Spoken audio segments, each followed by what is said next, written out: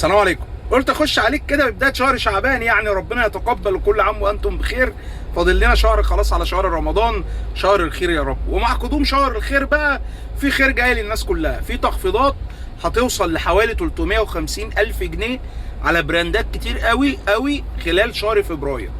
طبعا احنا عارفين ان نسبة العربيات قبل بداية العيد بترفع بطريقة جامدة جدا، سواء كانت العربيات المستعملة او العربيات الزيرو. بيبقى في ارتفاع في المبيعات جامد، كتير قوي عايز يجيب العربية قبل العيد عشان يعيد بيها او يسافر بيها، فكل المبيعات بتزيد. فالشركات في شهر فبراير متوقع ان في نزول 350 ألف جنيه هتوصل للرقم ده على عربيات معينة.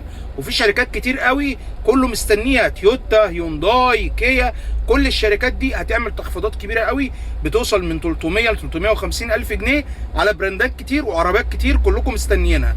مش هينفع نعلن الأسعار عشان الناس بتسأل طب ايه هي العربيات؟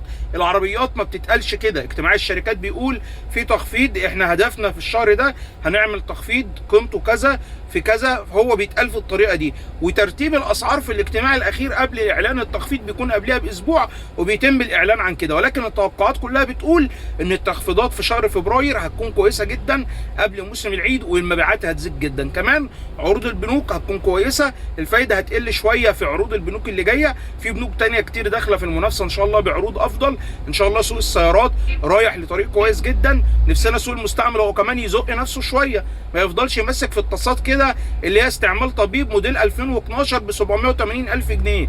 انسى بقى الكلام ده يا عم الحاج، بيع عربيتك بسعر السوق عشان تعرف تجيب عربيه جديده.